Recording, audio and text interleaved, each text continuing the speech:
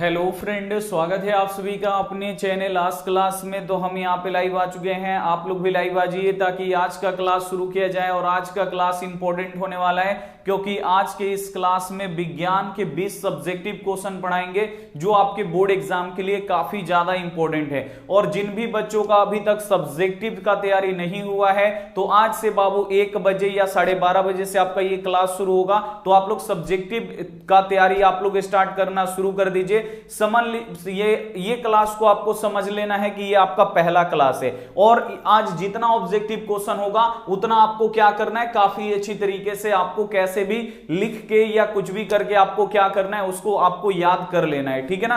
तो जल्दी से आप सभी बच्चे यहां पे लाइव आएंगे ताकि यहां पे क्लास को शुरू किया जाए बहुत ही अच्छी तरीके से। और वीडियो को लाइक नहीं किए लाइक कर दीजिए, चैनल को सब्सक्राइब नहीं किए चैनल को सब्सक्राइब करके साथ में बेल आइकन को ऑल पे दबा लीजिए ताकि जब भी लाइव क्लास हो तो आपके पास नोटिफिकेशन पहुंचता रहे। तो आ जाइए यहां पे सभी बच्चे, बहुत ही बढ़िया। रिया, विशाल, नरेंद्र, आरती, शिव कुमार भैया, बहुत ही बढ़िया। चलिए बहुत ही बढ़िया। अंकुश तिवारी, अब्दुल बारिक, बहुत ही बढ़िया। मेंटल भाई, बहुत बढ़िया। सोनू, आलिया मेहता, बहुत ही बढ़िया। समीर, शुभम, रोहित, बहुत ही बढ़िया। सभी बच्चे यहां पे आ गए हैं। क्लास को क्या करते हैं बाबू, शुरू करते हैं काफी अच्छी तरीके से। चलिए एक बार आप लोग यहां पे बता दीजिए कि जो भी बाबू हम यहां पे मतलब आपको पढ़ा रहे हैं, समझ तो आ रहा होगा, लेकिन ये आप लोग बताइए कि क्या आपका सब्जेक्टिव का तैयारी पूरी तरीके से हो चुका है। जल्दी से एक बार आप लोग कमेंट करके बताएंगे। सभी बच्चे एकदम फटाफट आप लोग कमेंट करके बताएंगे कि क्या आपका तैयारी हुआ है कि नहीं। यस या नो में आपको आंसर देना है। और हुआ भी, अगर बच्चे बोल रहे हैं कि सर तैयारी हुआ है तो कितना प्रतिशत हुआ है ये आपको बताना है। तो जल्दी से बताइए कितना प्रतिशत आपका तैयारी हुआ है subjective. Yes yes, no no. चलिए नो का जनसंख्या बहुत ज्यादा है, ठीक है। आशुतोष सिंह भाई, बहुत बढ़िया। चलिए यानी नो बहुत ज्यादा ही बच्चे बोल रहे हैं कि सर जी तैयारी नहीं हुआ है। चलिए कोई दिक्कत नहीं है, हम है तो फिर डरने का क्या बात है, ठीक है ना।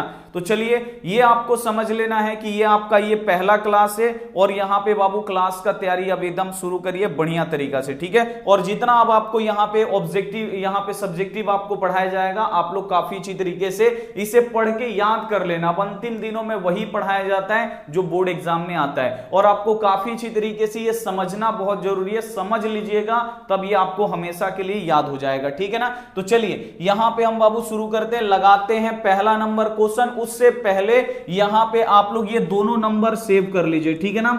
आस्क क्लास 1, आस्क क्लास 2, पुराना नंबर आपको डिलीट कर देना है और ऊपर वाले पे आपको जुड़ना है। ऊपर वाले पे मैसेज करना है हाय, और जैसे ही आप लोग मैसेज करिएगा इधर से वो लिंक जाएगा, लिंक को दबा के आपको ग्रुप में जुड़ जाना है। दोनों नंबर आपको सेव करना है। अगर पहले वाले में नहीं जुड़ पा रहे तो आप लोग दूसरे नंबर पे हाय लिख के भेजना है, उसमें जुड़ जाना है। मतलब दोनों में से किसी एक पे आपको जुड़ना है, लेकिन ट्राई आपको करना है पहले वाले पे सबसे ज्यादा, ठीक है ना। तो चलिए आप लोग क्या करिएगा, ग्रुप में जुड़ जाइएगा, लेकिन नंबर दोनों सेव करना जरूरी है।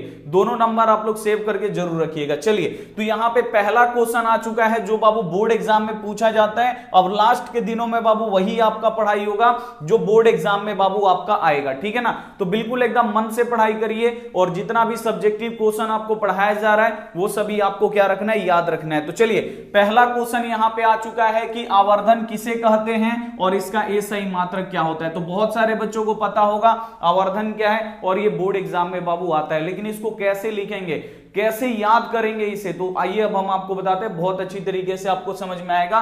तो यहां पे लिखिएगा आप लोग यहां पे 1 का उत्तर, ठीक है ना। और यहां पे आपको ब्लैक पेन से लिखना है आवर्धन, ताकि आपको दिखा मतलब जो एग्जामिनर है कॉपी चेक करे उसको समझ में आए कि यहां पे आवर्धन का आप लोग परिभाषा लिख रहे हैं। और लिखिएगा आप लोग प्रतिबिंब की ऊंचाई तथा वस्तु के ऊंचाई के अनुपात को आवर्धन बोलते हैं, ठीक है ना। तो यहां पे क्या लिखा है कि प्रतिबिंब की ऊंचाई तथा वस्तु के ऊंचाई के अनुपात को, अनुपात का मतलब होता है बट्टा को हम लोग क्या बोलते हैं, आवर्धन बोलते हैं। बस एक लाइन में आपको याद रखना है, प्रतिबिंब की ऊंचाई तथा वस्तु के ऊंचाई के अनुपात को आवर्धन बोलते हैं, ठीक है ना। अब मान लीजिए ये इतना बड़ा वस्तु है, ठीक है ना, ये 1 मीटर का वस्तु है और दर्पण मान लीजिए यहां पे इतना बड़ा ये दर्पण है, इसमें 1 मीटर के मान लीजिए यहां पे कितना मीटर का, इसको हम मान लेते 4 मीटर का ये वस्तु है और दर्पण में इसका प्रतिबिंब बन रहा है बाबू यहाँ पे 8 मीटर का, इसमें यहाँ पे प्रतिबिंब बन रहा है दर्पण में। तो ये क्या होता है बाबू, तो आपको याद रखना है कि प्रतिबिंब की ऊंचाई कितना है, दर्पण में 4 मीटर की वस्तु कितना का बन रहा है, 8 मीटर का उसका प्रतिबिंब बन रहा है। तो प्रतिबिंब की ऊंचाई, तो ऊपर आपको लिखना है प्रतिबिंब की ऊंचाई, तथा वस्तु की ऊंचाई, वस्तु बाबू हमारा कितना है, वस्तु 4 मीटर का है, तो यहां पे हम लोग लिखेंगे 4 मीटर। प्रतिबिंब की ऊंचाई, ये हमारा प्रतिबिंब दर्पण में देखिए इसी वस्तु का प्रतिबिंब कितना मीटर का बना है, 8 मीटर का बना है, ठीक है ना।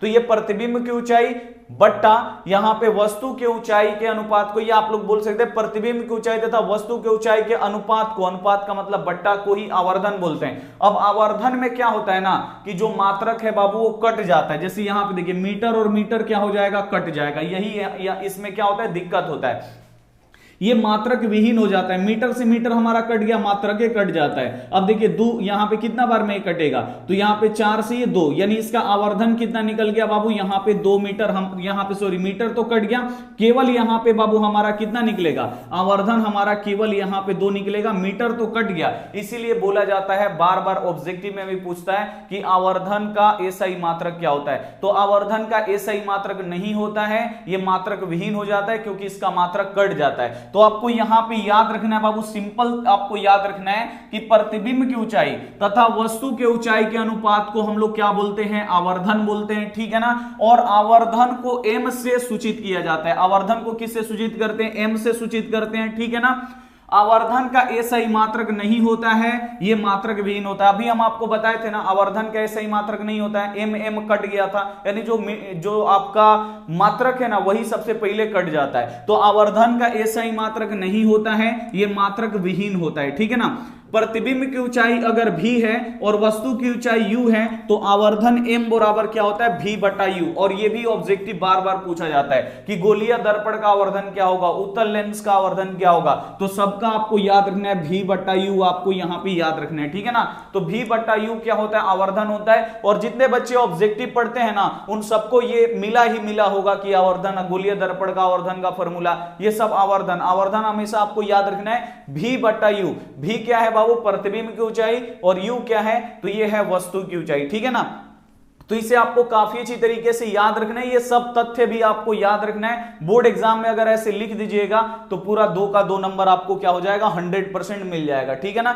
अगला क्वेश्चन पे हम लोग चलेंगे। अगला क्वेश्चन ये भी बोर्ड एग्जाम में आता है, बिल्कुल एकदम ध्यान से देखिए कि पानी में डूबी हुई लकड़ी मुड़ी हुई प्रतीत होती है, क्यों। या क्वेश्चन ये ऐसे आ जाएगा कि पानी के बाल्टी में रखा हुआ सिक्का ऊपर उठा हुआ प्रतीत होता है, या यही क्वेश्चन दे देगा कि बाल्टी का पेंदी ऊपर उठा हुआ प्रतीत होता है, क्यों। और यही क्वेश्चन दे देगा कि तालाब का जल कम गहरा दिखाई देता है, क्यों। सबका एक एक आंसर होगा, कैसे अभी हम आपको बताएंगे। इसमें से कोई भी पूछेगा ना बस एक ही जैसा लिखना है, क्या अलग करना है वो हम आपको यहां पे बताते हैं, ठीक है ना। तो यहां पे बोल रहा है कि अगर पानी में अगर कोई हम लकड़ी यहां पे रख दे, मान लीजिए ये ग्लास है हमारा, ठीक है ना, ग्लास में इसमें हम यहां तक पानी भर दिए, अब इसमें लकड़ी को डालेंगे ना ऐसे, तो लकड़ी लगेगा ना यहां पर, ऐसे ना रहकर वो दिखाएगा कि लग रहा है यहां से ऐसे मुड़ गया है, टूट गया है। ये लकड़ी डालिएगा तो ये ऐसे रहेगा ना, उसको देखिएगा बाहर से तो लगेगा कि यहां से मुड़ के इसे चला गया है, टूट गया है। तो बाबू ये कैसे होता है, तो ये होता है प्रकाश के अपवर्तन के कारण। देखिए कैसे, तो प्रकाश है बाबू, ऊपर तो बाबू हमारा वायु है, ठीक है ना, और नीचे पानी है, तो पानी बाबू हमारा क्या हो जाता है, यहां पे ये सघन हो जाता है, ठीक है ना, और वायु क्या हो जाता है बाबू, विरल हो जाता है। ऐसा होता नहीं है, बस हमको ये दिखाई देता है कि टूट गया है, ऊपर हमारा विरल हो जाता है और पानी हमारा सघन। क्योंकि जो पेंसिल है बाबू वो क्या है बाबू, पानी जहां से पानी यहां पे मुड़ा हुआ है ना, जहां से मतलब यहां पे देखिए पेंसिल रखा हुआ है और यहां से ये लगेगा कि ये टूटा हुआ है। क्यों होता है, क्योंकि ऊपर हमारा विरल माध्यम हो जाता है और नीचे हमारा बाबू यहां पे सघन माध्यम हो जाता है, ठीक है ना। और जब प्रकाश की किरणें विरल माध्यम से सघन माध्यम में बाबू जब प्रवेश करती है, मान लीजिए कि ये अभिलंब है, ये प्रकाश आ रहा है यहां से, तो विरल माध्यम से सघन माध्यम में प्रवेश कर रहा है ना, तो इसको ऐसे जाना चाहिए, इसको सीधा जाना चाहिए, लेकिन ये जाता कैसे, इसको ऐसे ये अभिलंब की तरफ मुड़ता है। है, और जैसे ही ये अभिलंब के तरफ में मुड़ेगा वैसे ही क्या हो जाएगा बाबू, सब जो पेंसिल है वो टूटा हुआ दिखाई देगा, जो बाल्टी का पेंदी है ऊपर उठा हुआ दिखाई देगा, जो सिक्का है बाबू वो भी ऊपर उठा हुआ दिखाई देगा, जो तालाब का जल है वो कम गहरा दिखाई देगा। ये सब किस कारण से होता है, तो यही विरल माध्यम से सघन माध्यम में जाता है, तो जो अभिलंब है, जो प्रकाश है बाबू अवलंब की ओर मुड़ता है, और यहीं से बाबू सब कहानी बनता है, सबका कारण यही है, ठीक है ना। तो चलिए अब हम यहां पे आपको बताते हैं कि पानी में डूबी हुई लकड़ी मुड़ी हुई प्रतीत होती है क्यों। तो इसका आप लोग उत्तर देख लीजिए, पानी में डूबी हुई लकड़ी मुड़ी हुई प्रतीत इसीलिए होती है कि जब प्रकाश की किरण विरल माध्यम से सघन माध्यम में प्रवेश करता है तो वह अभिलंब की ओर मुड़ जाता है। विरल माध्यम से सघन माध्यम में जब वो प्रवेश करता है तो जो किरण है बाबू किधर मुड़ता है, अभिलंब की तरफ मुड़ जाता है। उसको जाना चाहिए था सीधा, लेकिन वो मुड़ जाता है अभिलंब की तरफ में, ठीक है ना। यही कारण है कि पानी में डूबी हुई लकड़ी मुड़ी हुई प्रतीत होती है। इसे आपको याद रखना है, बिल्कुल एकदम आपको सिंपल तरीका से आपको याद रखना है कि यहां पे देखिए कि पानी में डूबी हुई लकड़ी इसीलिए मुड़ी हुई प्रतीत होती है कि यहां पे देखिए जब प्रकाश विरल माध्यम से सघन माध्यम में प्रवेश करता है तो वह अभिलंब की तरफ मुड़ जाता है, और यही कारण है कि पानी में जो रखा हुआ बाबू जो लकड़ी है या छड़ी है वो टूटा हुआ या मुड़ा हुआ प्रतीत होता है, ठीक है ना। अब इसी में पूछ देगा कि जो बाल्टी के पेंदी ऊपर उठा हुआ क्यों दिखाई देता है, तो आपको बिल्कुल ऐसे लिखना है, बाल्टी का पेंदी ऊपर इसीलिए उठा हुआ प्रतीत होता है कि जब प्रकाश की किरणें विरल माध्यम से सघन माध्यम में जाती है तो अभिलंब की तरफ में मुड़ जाती है। यही कारण है कि बाल्टी का जो पेंदी है वो ऊपर उठा हुआ दिखाई देता है। बस आपको यही लिखना है। अगर क्वेश्चन आएगा कि तालाब का जल कम, जो तालाब का जल है वो कम गहरा क्यों दिखाई देता है, तो बस आपको यही लिखना है कि तालाब का जल कम गहरा इसीलिए दिखाई देता है कि जब प्रकाश की किरणें विरल माध्यम से सघन माध्यम में प्रवेश करती हैं तो वो अभिलंब की तरफ में मुड़ जाती है। इसी कारण से तालाब का जो जल है वो कम गहरा दिखाई देता है। बस सबका आपको आंसर एक ही जैसा लिखना है, ठीक है ना। और हम आपको बता दिए कैसे कैसे लिखना है, एक बार आप लोग प्रैक्टिस कर लीजिएगा, 100% आ जाएगा। और ये बोर्ड एग्जाम में आता है, ये ऐसे ही क्वेश्चन, ये बहुत ज्यादा ये इंपॉर्टेंट क्वेश्चन है, ठीक है। नेक्स्ट क्वेश्चन पे हम लोग चलेंगे। अगला क्वेश्चन आपका ये रहा, इसे भी बाबू एकदम वीवीआई क्वेश्चन है, एकदम इसे आपको याद रखना है बोर्ड एग्जाम के लिए। क्वेश्चन क्या है कि किसी चालक का प्रतिरोध किन किन बातों पे निर्भर करता है। प्रतिरोध बाबू क्या होता है, तो ये अगर धारा बहता है ना तो उसको रोकता है, उसको बहने मतलब धारा को जाने नहीं देता है, ठीक है ना। ये धारा के प्रवाह का विरोध करता है। वही यहां पे बोल रहा है कि किसी चालक का प्रतिरोध, अगर कोई चालक पदार्थ है उससे करंट प्रवाहित हो रहा है तो उसका प्रतिरोध किन किन बातों पर निर्भर करेगा। तो आइए, ये बोर्ड एग्जाम में बाबू क्वेश्चन आता है और इसको काफी अच्छे तरीके से याद करके जाना है, और ये 2024 बोर्ड एग्जाम में ये आएगा, पक्का है कि ये आएगा, ठीक है ना। बहुत साल हो गया इसे पूछे हुए, एकदम ये आएगा, इसे एकदम आपको याद करके जाना है। तो देखिए, किसी चालक का प्रतिरोध किन बातों पर निर्भर करता है, तो देखिए किसी चालक का प्रतिरोध निम्नलिखित बातों पर निर्भर करता है। पहला, आप लोग एक नंबर देके लिखिएगा और इसको ब्लैक से लिखिएगा, चालक की लंबाई पे, यानी चालक तार की बाबू लंबाई पे। देखिए, तार जितना लंबा होगा प्रतिरोध उतना ही क्या होगा बाबू, ज्यादा होगा, क्योंकि एगो तार है हमारा इतना लंबा, एगो तार है इतना छोटा। अब मान लीजिए कि 1-1 सेंटीमीटर पे एगो प्रतिरोध है यहां पे, तो बाबू जितना तार लंबा होगा उतना ना इसमें बाबू प्रतिरोध इसमें ज्यादा होगा। तो इसमें देखिए, अगर 1-1 सेंटीमीटर पे एगो मान लीजिए यहां पे प्रतिरोध है, तो लंबा तार है तो इसमें बहुत सारा प्रतिरोध होगा और धारा के प्रवाह को क्या करेगा, रोकेगा, बहुत ज्यादा रोक देगा। लेकिन अगर छोटा तार है तो इसमें भी 1-1 सेंटीमीटर पे प्रतिरोध होगा, तो देखिए इसमें कम प्रतिरोध होगा, ठीक है ना। तो इसे आपको यहां पे काफी अच्छी तरीके से समझना है। तार जितना लंबा होगा इसमें प्रतिरोधों की संख्या क्या होगी, ज्यादा होगी। तार जितना छोटा होगा प्रतिरोध उतना कम होगा। समझ में आ गया। तार अगर जितना लंबा लेंगे प्रतिरोध उतना ज्यादा होगा।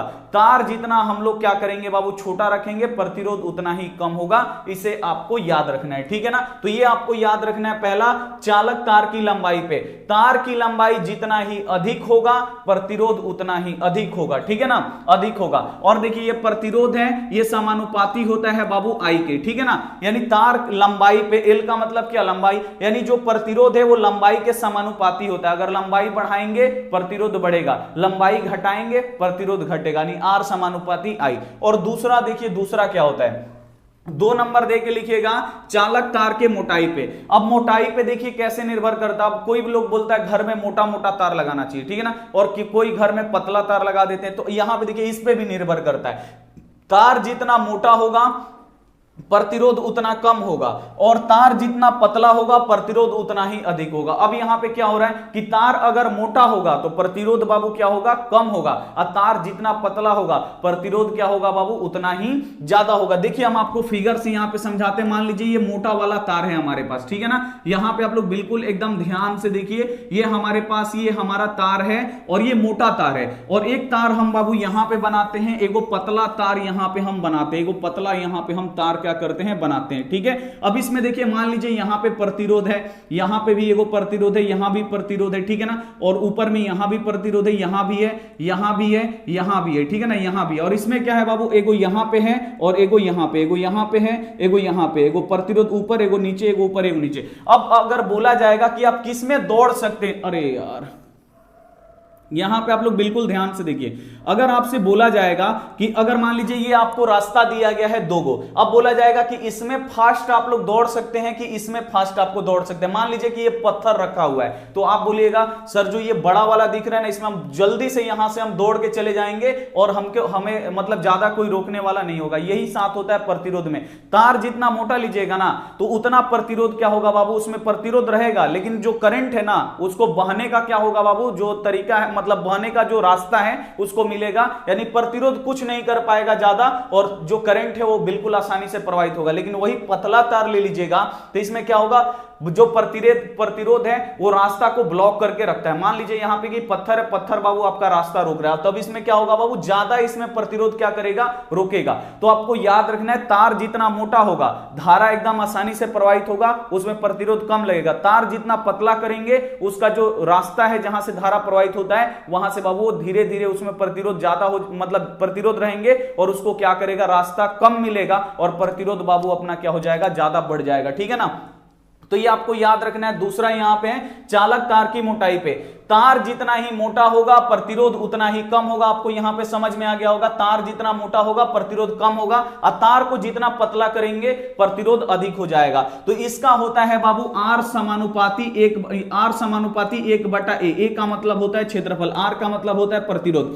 यानी अगर देखिए यहां पे प्रतिरोध बढ़ाएंगे तो तार पतला होगा, अगर तार को अगर मान लीजिए हम मोटा कर दे तो प्रतिरोध क्या होगा, कम होगा। तो अगर ये सब आप लोग नहीं भी लिखते हैं ना, ये अगर आप लोग नहीं भी लिखिएगा चलेगा, लेकिन ये वाला आपको यहां पे लिखना पड़ेगा। पहला कि चालक तार की लंबाई पे, लंबाई जितना ही अधिक होगा प्रतिरोध उतना ही अधिक होगा, लंबाई जितना कम होगा प्रतिरोध उतना ही कम होगा। दूसरा चालक तार की मोटाई पे, ठीक है ना। अब आपको बताना है कि तार जितना मोटा होगा प्रतिरोध उतना अधिक होगा, तार जितना पतला होगा प्रतिरोध उतना अधिक होगा। आपको याद रखना, तार जितना मोटा होगा प्रतिरोध उतना कम होगा, तार जितना पतला होगा प्रतिरोध अधिक हो जाएगा, ठीक है ना। और तीसरा आपको लिखना है यहां पे चालक तार के ताप पर। अब टेम्परेचर पे भी निर्भर करता है, ठीक है ना। अगर मान लीजिए जो धातु होता है ना, इस पे क्या करते हैं बाबू कि इसको हम लोग जब गर्म करते हैं ना, जब इसको गर्म करेंगे तो ये क्या होगा बाबू, इसमें जो प्रतिरोध है उसकी संख्या बाबू बहुत बढ़ जाती है, ठीक है ना। इसीलिए सोलर प्लेट में हम लोग किसका प्रयोग करते हैं, तो अर्धचालकों का प्रयोग करते हैं, धातु का प्रयोग नहीं करते, क्योंकि जितना ये हीट होगा ना प्रतिरोध ऑटोमेटिक बढ़ते जाएगा। तो आपको याद रखना है तीसरा, चालक तार के ताप बढ़ाने पर प्रतिरोध बढ़ता है। देखिए चालक तार के ताप पर, ताप बढ़ाने पर प्रतिरोध क्या होता है, बढ़ता है। इसे आपको इतना लिख दीजिएगा बाबू, बोर्ड एग्जाम में आपको पूरा नंबर मिल जाएगा और आपको काफी अच्छी तरीके से समझ में आ गया होगा। और एक बार हम आपको फिर से बता देना चाहते हैं, अगर आपका सब्जेक्टिव क्लियर नहीं हुआ है तो डेली आप लोग 12:30 बजे जुड़िए। आज 20 गो क्वेश्चन कराएंगे, फिर कल हिंदी का 20 गो, संस्कृत का 20 गो, सोशल साइंस का 20 गो। डेली अगर ऐसे होगा तो हम लोगों का पूरा एकदम तैयारी हो जाएगा। और जो गणित है बाबू वो रात में तो हो ही रहा है, ठीक है ना, टेंशन नहीं लेना है। अगला क्वेश्चन पे चलते हैं। अगला यहां पे क्वेश्चन है बाबू, ये भी क्वेश्चन आता है बोर्ड एग्जाम में और आपके सेंटअप एग्जाम में भी आया था और मॉडल पेपर में भी शायद आया था। नवीकरणीय क्या है, अनवीकरणीय क्या है। एक साल नवीकरणीय पूछता है, एक साल अनवीकरणीय पूछता है, लेकिन ये पूछता जरूर है, तो इसे आपको याद रखना है, ठीक है ना। तो यहां पे है बाबू अनवीकरणीय ऊर्जा स्रोत क्या है, कोई दो उदाहरण यहां पे आपको देना है अनवीकरणीय। तो इसका आप लोग उत्तर देख लीजिए, अनवीकरणीय ऊर्जा स्रोत। तो यहां पे देखिए हम लिखे हैं अनवीकरणीय ऊर्जा स्रोत ऊर्जा के वे स्रोत हैं जिनका भंडारण सीमित है। सीमित का मतलब निश्चित है कि मान लीजिए जमीन के अंदर 10 टन है तो 10 टन है, अब उसमें बढ़ नहीं सकता है, घट नहीं सकता है, एकदम सीमित है, निश्चित है, ठीक है ना। जिसका भंडारण क्या है, सीमित है, और वो आने वाले समय में खत्म हो जाएगा उसे अनवीकरणीय ऊर्जा स्रोत कहते हैं। और इसका उदाहरण देखिए, कोयला हो गया, पेट्रोलियम, प्राकृतिक गैस, जितना चीज भी बाबू हम लोग जमीन से निकालते हैं, कोयला निकालते हैं, पेट्रोलियम निकालते हैं, प्राकृतिक गैस निकालते हैं, सोना निकालते हैं, चांदी निकालते हैं, ये सब कहां से आता है, लोहा निकालते हैं, ये सब जमीन के अंदर है। और जमीन के अंदर मान लीजिए हमारा यहां पे 10 केजी सोना एक जगह पे है, ठीक है ना, 10 केजी सोना एक जगह पे है, और डेली हम 1 केजी निकाल रहे हैं, इसमें से डेली 1 केजी निकाल रहे हैं, डेली 1 केजी निकाल रहे हैं, तो बाबू ये 10 दिन में क्या हो जाएगा, 10 दिन में हमारा क्या हो जाएगा, पूरा जमीन के नीचे का सोना खत्म। अब मान लीजिए यहीं पे था हमारा 10 केजी सोना, अब कहीं पे है नहीं है, तो बाबू सोना तो एकदम खत्म हो गया जमीन के नीचे से। अब सोना तो हम लोग बना नहीं सकते हैं, या फल थोड़ी है कि हम लोग पेड़ से उगा लेंगे सोना को, ये जमीन में प्राकृतिक का देन है, प्राकृतिक के द्वारा बाबू बना हुआ है। तो ये सब बाबू अगर सोना मान लीजिए 10 केजी डेली निकाल रहे खत्म हो गया, तो इसे हम लोग नहीं बना सकते, और बनने में भी करोड़ों साल लगेगा, जिसमें हम लोग लाखों बार जन्म लेंगे, लाखों बार मर जाएंगे, तब वो एक बार में वो सोना बनेगा, नहीं बनने में भी बहुत ज्यादा टाइम लगेगा, ठीक है ना। तो ये आपको याद रखना है कि अनवीकरणीय ऊर्जा स्रोत वे होते हैं, कि अनवीकरणीय ऊर्जा के वे स्रोत हैं, ठीक है ना, जिनका भंडारण सीमित है और वो आने वाले समय में खत्म हो जाएगा, उसे हम लोग अनवीकरणीय स्रोत बोलते हैं। जैसे कोयला हो गया, पेट्रोलियम हो गया, प्राकृतिक गैस हो गया, सोना हो गया, चांदी हो गया, लोहा हो गया, ये सब जमीन के अंदर से जितने भी पाए जाते हैं ये क्या हो जाएंगे, एक दिन खत्म हो जाएगा और इसे हम पुनः नहीं बना सकते, ठीक है। और नवीकरणीय में क्या होता है कि वे ऊर्जा के वे स्रोत जो कभी खत्म नहीं होगा, अगर एक बार खत्म भी हो जाता है तो उसे हम दोबारा बना लेंगे। जैसे यहां पे सोलर प्लेट देखिए छत पे लगाते हैं, ठीक है ना, सोलर प्लेट है बाबू, छत पे लगाते, छत पे लगाएं, चल रहा है, मान लीजिए खराब हो गया, दूसरा लगा लिए। पवन चक्की है, जब तक घूम रहा है सही है, चल रहा है, नहीं खराब हो गया, दूसरा लगा लेंगे, वो तो अपने हाथ में है बनाना। जैसे सूर्य हो गया, ये कभी भी खत्म नहीं होगा, ठीक है ना, पृथ्वी खत्म हो जाएगा लेकिन सूर्य खत्म नहीं होगा। तो जो कभी खत्म नहीं होने वाला होता है वो क्या होता है, हमारा नवीकरणीय होता है। तो ये आपको समझना पड़ेगा, बोर्ड एग्जाम में आता है, इसे आपको लिखना पड़ेगा, ठीक है ना। अगला क्वेश्चन आपसे ये बाबू पूछा जाता है, ठीक है ना, क्वेश्चन क्या है कि ए मीटर एवं वोल्ट मीटर के उपयोग बताएं। पहला तो ये आपसे पूछ दिया जाएगा, दूसरा आपसे पूछ सकता है कि ए मीटर और वोल्ट मीटर को किस किस क्रम में जोड़ते हैं, ये भी लिखिए। तो बाबू ये सब आपको पता होना चाहिए, ठीक है ना।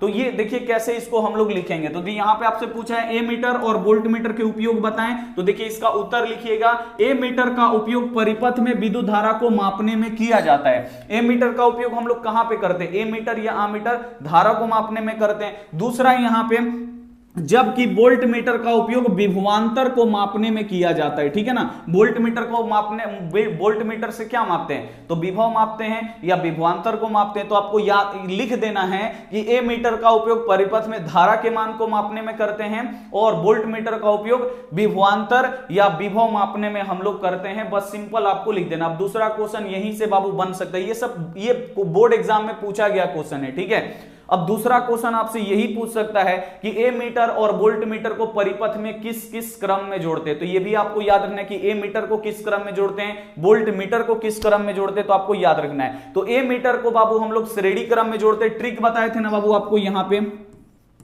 ए यहां पे मीटर है, इसको हम लोग श्रेणी क्रम में जोड़ते हैं, ठीक है ना। हम आपको बताए भी ट्रिक, हम आपको बताए थे श्रेणी, और यहां पे आपको लिख देना है क्रम, ठीक है ना। और जो यहां पे वोल्ट मीटर जो होता है, जो वोल्ट हमारा मीटर होता है, इसको हम लोग किस क्रम में जोड़ते हैं, तो इसको जोड़ते हैं समांतर क्रम में हम लोग जोड़ते हैं, ठीक है ना। तो बाबू इसमें देखिए जो ए मीटर है, ए यहां पे और मीटर छोटा लिखा है तो ये छोटा के साथ जाएगा, वोल्ट मीटर बड़ा में लिखा है तो ये बड़ा के साथ जाएगा। बस आपको ऐसे ही याद रखना है। तो ये भी आ सकता है ए मीटर और वोल्ट मीटर को किस क्रम में जोड़ते हैं, लिखिए। तो ए मीटर को हम लोग श्रेणी क्रम में जोड़ते हैं और वोल्ट मीटर को समानांतर क्रम या उसे बोलते हैं पार्श्वबद्ध क्रम में जोड़ते हैं। तो ऐसे बाबू आपको लिखना पड़ेगा बोर्ड एग्जाम में, ठीक है ना। चलिए क्या बोल रहे हैं बच्चे कि सर 31 दिसंबर को त्रिकोणमिति का मैराथन करवा दीजिए सर जी। ठीक है, ये भी एगो अच्छा है। चलिए 31 दिसंबर को जो भी बच्चे पढ़ेंगे, ठीक है ना। चलिए सब क्वेश्चन बैंक हम आपका कैंसिल करा देते हैं, त्रिकोणमिति आ जाइए, ठीक है ना। त्रिकोणमिति आप लोग आ जाइए, इसका ऑब्जेक्टिव और प्लस यहां पे बाबू सब्जेक्टिव, ठीक है ना। एकदम महामैराथन फटाफट बनाने का। लेकिन आपको पहले हम ग्रुप में उसका पूरा सूत्र भेजेंगे, आपको सूत्र याद करना पड़ेगा, ठीक है ना। सूत्र आप लोग याद कर लीजिएगा, जल्दी से एक बार आप लोग बताइए। और क्लास आपका चलेगा 8:30 बजे से लेके एकदम 12 बजे हैप्पी न्यू ईयर बोल के हम लोग क्या करेंगे, क्लास में ही सो जाएंगे, ठीक है ना। क्लास में ही सो जाना है। चलिए बहुत बढ़िया। तो आपको हम सूत्र भेज देंगे त्रिकोणमिति का, और वहां से आप लोग क्या करिएगा, सभी आप लोग डाउनलोड मतलब सूत्र ग्रुप में भेज देंगे उसे। प्लीज आप लोग कल ही है ना 31 दिसंबर, कल आप लोग, आज भेज देते हैं, कल शाम तक याद कर लीजिएगा, तब बनाने में मजा आएगा, ठीक है ना। तो उसे आप लोग याद जरूर करिएगा, ठीक है, ठीक है। चलिए तो यहां पे हम बाबू चलते हैं नेक्स्ट पे। अगला क्वेश्चन हम लोग यहां पे देखेंगे। अगला जो क्वेश्चन है बाबू ये आता है बोर्ड एग्जाम में, ठीक है ना। इसे भी आपको काफी अच्छी तरीके से देखना है कि नेत्र की समंजन क्षमता से आपका क्या तात्पर्य है, या नेत्र की समंजन क्षमता क्या है, या नेत्र का समंजन क्षमता किसे बोलते हैं। इसे ऐसे भी बोल देता है, नेत्र को क्या बोलते हैं, आंख बोलते हैं ना, बोलेगा आंख का समंजन क्षमता क्या है। तो आपको घबराना नहीं, अगर बोल देगा आंख का समंजन क्षमता तो वही बात हुआ ना बाबू, नेत्र का समंजन क्षमता, ठीक है। तो आपको याद रखना है ये सब, नेत्र की समंजन क्षमता से क्या तात्पर्य है, या नेत्र की समंजन क्षमता किसे कहते हैं, या क्या है, ठीक है ना। तो सबका एक ही आंसर होगा, देखिए उसका उत्तर, नेत्र की वह क्षमता जिसके कारण नेत्र लेंस की फोकस दूरी में परिवर्तन करके नजदीक तथा दूर की वस्तु को स्पष्ट देखने की क्षमता को नेत्र की समंजन क्षमता बोलते हैं। अब देखिए नजदीक का वस्तु हम लोग देखते हैं और दूर की वस्तु देखते हैं, तो इसकी फोकस दूरी में बाबू परिवर्तन होता है, ठीक है ना। दूर के देखना होता है, नजदीक का देखना होता है, तो फोकस दूरी बढ़ाना और घटाना पड़ता है। और नेत्र ये क्या करता है बाबू,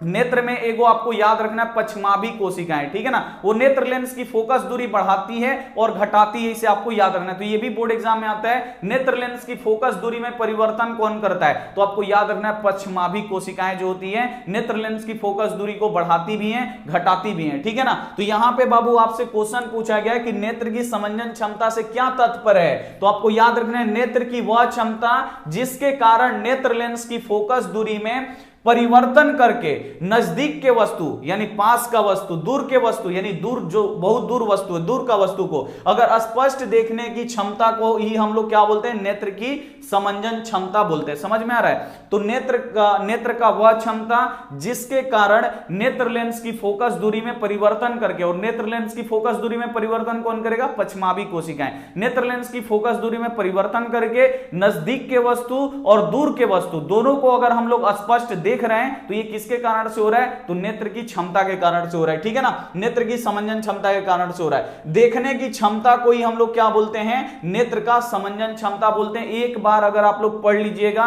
काफी अच्छी तरीके से, अगर ध्यान से इसे समझ लेते हैं तो बाबू 100% गारंटी है, एकदम 100% एकदम आपको गारंटी देते हैं कि ये सभी आपको यहीं पे याद हो जाएगा, ठीक है ना। तो आप लोग क्या करिएगा, अब पीडीएफ हम इसका इसीलिए नहीं देंगे, पीडीएफ दे रहे हैं बच्चा लोग का मोबाइल में रह जा रहा है, ठीक है ना। तो जिसको भी पढ़ना होगा बाबू क्या करेगा, इसे आप लोग वीडियो अभी समझिए और जैसे ही क्लास खत्म होता है इसको लिखिए, और लिखिएगा ना तो आधा याद हो जाएगा। बच्चा लिख नहीं रहा है तो उसको याद नहीं हो रहा है, तो आप लोग लिखने का भी कोशिश करिए, ठीक है ना। एक तो स्पीड में लिखिएगा और दूसरा आपका राइटिंग भी बैठेगा। तो इसको क्लास जैसे ही खत्म होता है सब्जेक्टिव आप लोग लिखिए और उसका आप लोग रिवीजन करके याद कर लीजिए उसे, और डेली उसका रिवीजन करिए, ठीक है। तो ये आपको यहां पे याद रखना है, काफी ज्यादा इंपॉर्टेंट है, ठीक है ना। अगला क्वेश्चन आप लोग देखिए, ये भी बोर्ड एग्जाम में बाबू आता है 7 नंबर क्वेश्चन कि भू उष्मीय ऊर्जा क्या है। अब बाबू यहां पे आपसे पूछ रहे हैं कि भू उष्मीय ऊर्जा क्या है। तो भू उष्मीय ऊर्जा में जानते हैं क्या होता है। अब आप लोग जानते हैं ये हमारी धरती है, धरती के नीचे बाबू हमारा यहां पे क्या है, तो यहां पे ये हमारा जल भी होता है, क्योंकि पानी हम लोग चापाकल डाले हैं बाबू जमीन के नीचे, पानी कहां होता है, तो इसके लेयर में बाबू हमारा पानी होता है ना, पानी होता है। अब और इसके नीचे क्या है, तो इसके नीचे बाबू हमारा क्या है, लावा है। लावा का मतलब क्या, वो पिघल रहा है। आप लोग ज्वालामुखी देखें कितना लाल लाल निकलता है धरती से, एकदम आग वाग निकलते रहते, निकलता है ना। तो अब इसमें क्या होगा बाबू, गलती से क्या हो जाएगा कि यहां का लेयर ये टूट जाएगा, तो पानी जो आएगा इसमें आएगा, और लावा बाबू बहुत ज्यादा गर्म है, ठीक है ना, गर्म है। और पानी जब बाबू आग पे पड़ेगा तो वो वाष्प बन के क्या होगा बाबू, उड़ेगा, उड़ेगा ना। जब आप लोग लोहा गर्म करके उसमें पानी डालिएगा ना तो वाष्प बन के लगेगा उड़ने। तो यहां से बाबू क्या होगा, जो परत में पानी है वो क्या होगा, लावा पे गिरेगा। लावा क्या करेगा बाबू, वाष्प बना के पानी को उड़ाएगा। अब यहां पे क्या होगा, धीरे धीरे ये मिट्टी को क्या करेगा, छेद के यहां से बाहर निकलने लगेगा। और बाहर जब ये बाबू एयर निकलता है ना जमीन से बाहर, तो बहुत तेजी से एकदम मतलब भाप निकलता है, और बहुत तेजी से भाप निकलेगा। और इंसान को आप लोग जानते ही हैं, इंसान अब क्या कर देता है कि यहां पे एगो मोटर लाएगा और यहां पे इसका पंखा पंखुड़ी ऐसे लगा देगा, ठीक है ना। अब पंखुड़ी भाप से क्या होगा बाबू, चलने लगेगा और इससे हमें क्या होगा, बिजली मिलने लगेगा। तो ये भी दिमाग को लगा देता है आदमी, ठीक है। तो इसे आपको यहां पे याद रखना है, यही क्या है बाबू, भू उष्मीय ऊर्जा है, ठीक है। तो इससे आप लोग देख लीजिए भू उष्मीय ऊर्जा किसे बोलते हैं, तो किसी कारणवश जब पृथ्वी के अंदर तप्त स्थल का निर्माण हो जाता है और जब भूमिगत जल इन तप्त स्थलों के संपर्क में आता है तो भाप उत्पन्न होता है, और इन भाप का उपयोग हम मोटर के टरबाइन को घुमाने में करते हैं, इसे ही भू उष्मीय ऊर्जा बोलते हैं। बताए थे ना बाबू कि जो पानी धरती है, कुछ दूर नीचे जाइएगा तो आपको क्या मिलेगा बाबू, जल मिलेगा, ठीक है ना। और जल के नीचे बाबू क्या है बाबू, हमारा लावा है। तो किसी कारणवश क्या होता है कि जो जल है वो लावा में जाके मिलने लगता है, टूट, मान लीजिए कि वहां का लेयर टूट गया, पानी नीचे जा रहा है, तो वहां का बाबू जो मैग्मा है ये पिघला हुआ है, एकदम बहुत तप्त है, इस पे पानी पड़ेगा, भाप बना के क्या करेगा, भाप हल्का होता है ऊपर फिर जाएगा, ऊपर आएगा तो धीरे धीरे धरती को छेद करके मतलब कमजोर रहेगा, यहां से बाहर निकलेगा, और जो भाप निकलता है बहुत तेजी से ऊपर निकलता है और बहुत तेजी से निकलता है। तो यहां से भाप निकल रहा है, तो आदमी अब क्या किया कि बड़ा सा मोटर लगा दिया और यहां पे अपना एगो टरबाइन लगा दिया। अब जो भाप निकल रहा है धरती के नीचे से, अब ये क्या करेगा, मोटर के टरबाइन को नचाएगा, और आपको पता है कि मोटर जितना नचेगा उतना ही क्या होगा बाबू, इलेक्ट्रिसिटी मिलेगा। तो ये फ्री में बन रहा है तो फ्री में बना लो बिजली, ठीक है ना। तो ये आपको यहां पे समझ में आ गया कि भू उष्मीय ऊर्जा क्या है।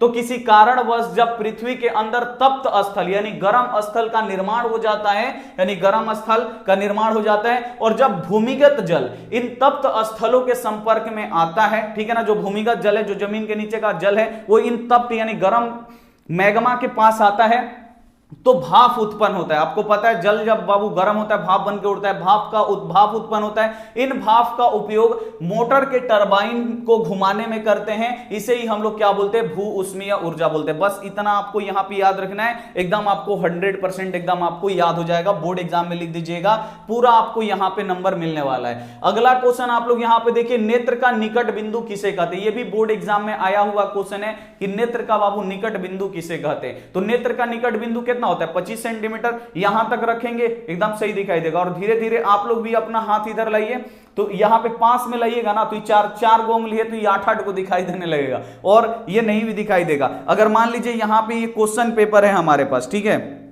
यहां पे देखिए ये हमारे पास क्वेश्चन पेपर है, ठीक है। अब इस क्वेश्चन पेपर को हम लोग क्या करेंगे, ऐसे हम यहां पे पास में ऐसे लाते जाएंगे, तो नजदीक अगर आप लोग लाइएगा ना तो क्या होगा बाबू, हमको ये दिखाई नहीं देगा। तो आपको याद रखना है, देखने के लिए भी एगो दूरी बनाए कि वहां पे रखेंगे तो वस्तु हमें साफ दिखाई देगा, और वो दूरी कितना है, तो 25 सेंटीमीटर है, ठीक है। तो यहां आप देखिए नेत्र का निकट बिंदु किसे कहते हैं, तो देखिए वह न्यूनतम दूरी जिस पर रखी वस्तु बिना किसी तनाव के, ठीक है ना, स्पष्ट देखी जा सके, बिना किसी तनाव का, यानी बिना आंख पे जोर डाले। अब कोई बच्चा बोलेगा सर जी तो कॉपी है, हम यहां तक ला दिए तो एकदम साफ दिखाई दे रहा है। बाबू आंख पे आप जोड़ डाल रहे हो तब भी आपको दिखाई दे रहा है। आप लोग ऐसे करके देखिए, यहां पे आप लोग लाइएगा तो आप लोग क्या करिएगा, एकदम तनाव डालिएगा आंख पे, एकदम गड़का के आंख को देखना पड़ेगा, एकदम पूरा फोकस इस पे करना पड़ेगा, इस पे तनाव आंख पे पड़ रहा है, तो अब आपको नजदीक में ये साफ दिखाई दे रहा है, नहीं तो नहीं दिखाई देगा। और वही होता है बाबू, आपको याद रखना, नेत्र की निकटतम बिंदु किसे कहते हैं, वह न्यूनतम दूरी जिस पर रखी वस्तु बिना किसी तनाव के स्पष्ट का मतलब क्या होता है, एकदम साफ देखा जा सके, उसे नेत्र का निकटतम बिंदु बोलते हैं, ठीक है ना। तनाव का मतलब होता है बिना आंख पे जोड़ डाले। अगर यहां पे हम वस्तु को रख के पढ़ेंगे तो बिना जोड़ डाले हमको बिल्कुल एकदम साफ साफ दिखाई दे रहा है, एकदम मजा में पड़ रहा है। अगर नजदीक लाएंगे तो इसको थोड़ा सा ऐसे करके देखना पड़ेगा, तनाव मतलब एकदम बढ़िया से, ठीक है ना।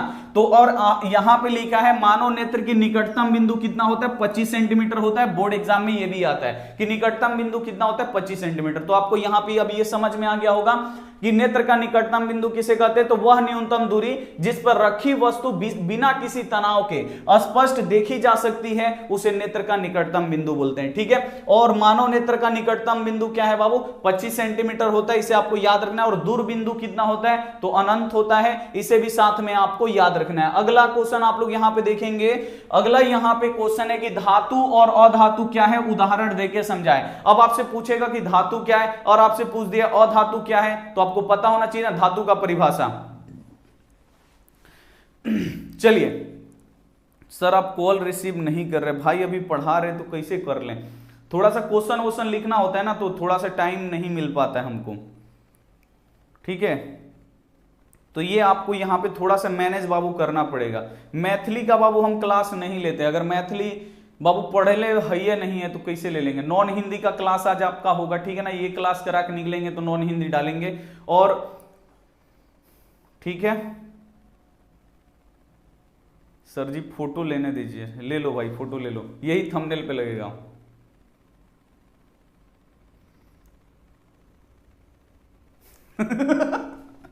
चलिए बहुत बढ़िया, पीडीएफ भेज दीजिए सर, ठीक है पीडीएफ भेज देंगे। चलिए फोटो लिया जाए। लकी अली बहुत बढ़िया। चलिए एगो लगाते हैं, अब इसी को लिया जाएगा, ठीक है ना, इसको अब लिया जाए, इसको लगाया जाएगा, थोड़ा ये अच्छा लग रहा है, इस पे लिया जाएगा, ठीक है। चलिए आप लोग इस मतलब स्क्रीनशॉट लेके भेजिएगा जरूर, अच्छा से क्वालिटी बढ़ा के, ठीक है। हंसी आ रहा है।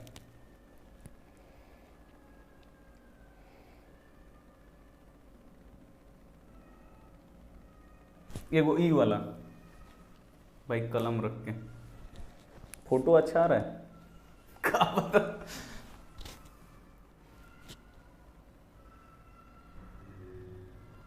वाह हो गया हो गया हो गया जी। ये लो, चलिए हो गया, बहुत हो गया।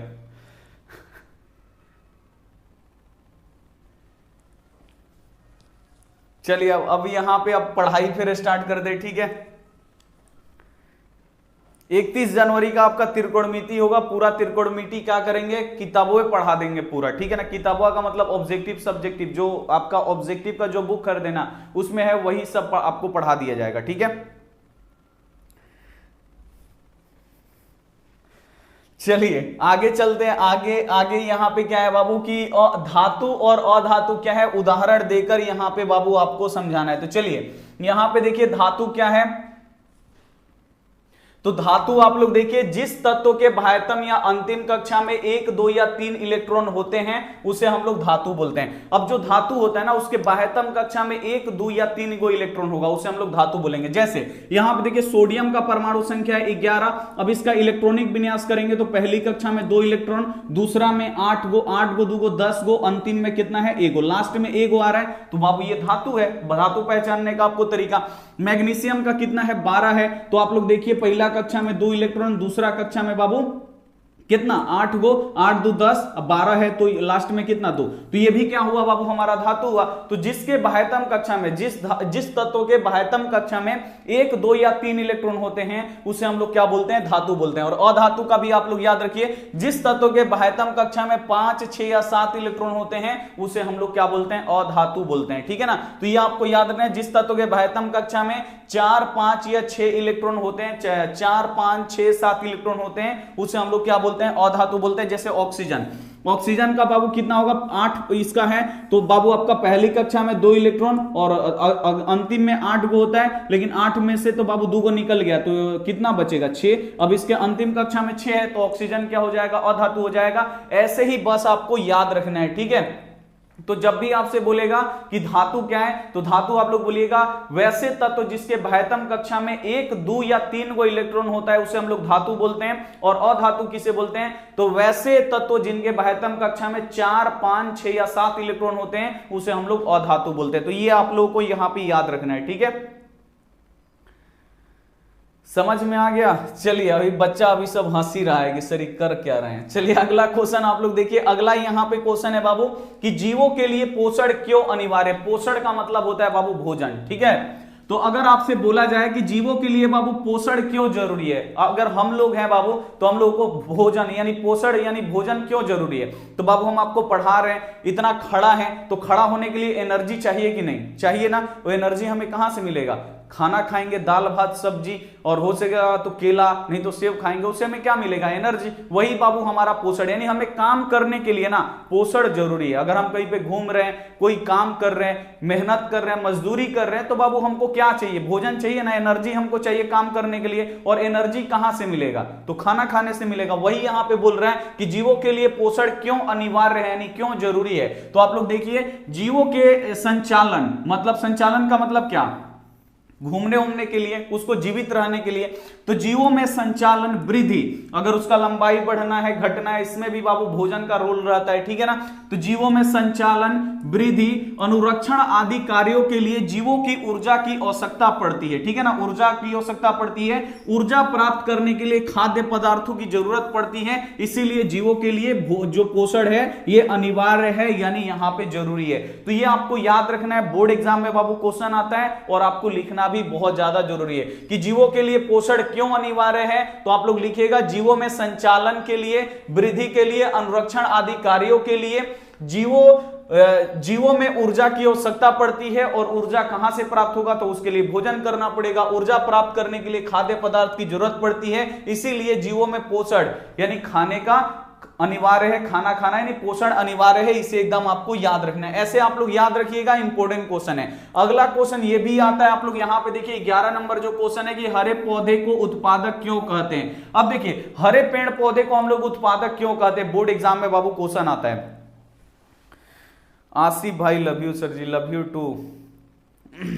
ए समीर भाई, चलिए ए जी समीर भाई, चलिए आप लोग बाबू अभी पढ़ाई कर लो, ठीक है। बीच बीच में मस्ती यही से होते रहता है कि बच्चा लोग को पढ़ने में मन लगेगा, ठीक है ना। देखिए फोटो भी आ गया जी।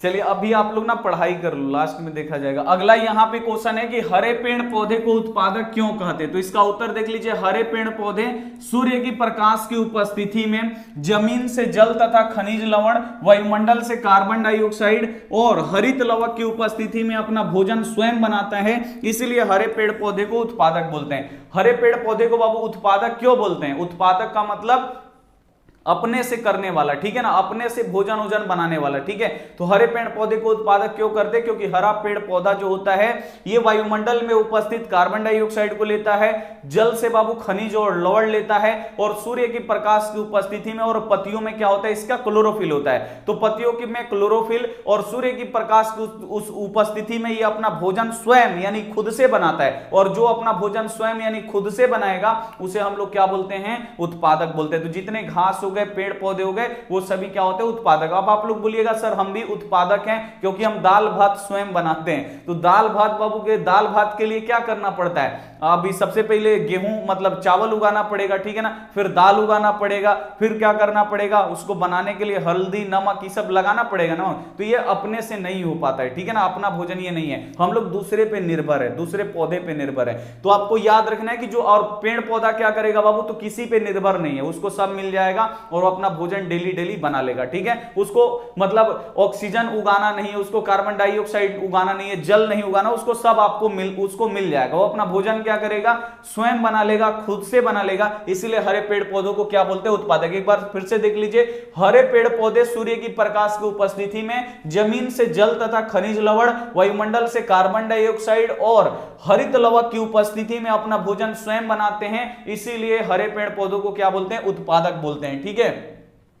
नेक्स्ट क्वेश्चन आप लोग देखिए, यहां पे अगला क्वेश्चन है श्वासोश्वास का परिभाषित करें, यानी श्वासोश्वास को परिभाषित करें, यानी श्वासोश्वास क्या है, इसका आपको परिभाषा लिखना है बाबू, बोर्ड एग्जाम में आता है। तो इसका आप लोग उत्तर देख लीजिए, वह क्रिया जिसमें जीव वातावरण से ऑक्सीजन ग्रहण करते हैं तथा कार्बन डाइऑक्साइड शरीर से बाहर निकालते हैं, इसी क्रिया को क्या बोलते हैं, श्वासोश्वास बोलते हैं। एक लाइन का डिफिनीशन है, एक लाइन में आपको याद हो जाएगा, याद होगा कि नहीं। जिसमें जीव क्या करते हैं, श्वासोश्वास में क्या होता है कि वह क्रिया जिसमें जीव का मतलब जिसमें जान है, जो श्वसन कर रहा है, वे जीव, यहां पर देखिए यहां पे क्या बोल रहा है, वह क्रिया जिसमें जीव वातावरण यानी वायुमंडल से ऑक्सीजन को ग्रहण करते हैं और फिर क्या करते हैं, वायुमंडल में ही कार्बन डाइऑक्साइड क्या करते हैं, फिर बाहर निकालते हैं, और इन दोनों की जो सम्मिलित क्रिया होती है इसे हम लोग क्या बोलते हैं, श्वासोश्वास बोलते हैं। बस आपको एक लाइन का ही याद रखना है कि वह क्रिया जिसमें जीव वातावरण से ऑक्सीजन ग्रहण करते हैं तथा कार्बन डाइऑक्साइड शरीर से बाहर निकालते हैं, इसे हम लोग क्या बोलेंगे, श्वासोश्वास बोलेंगे।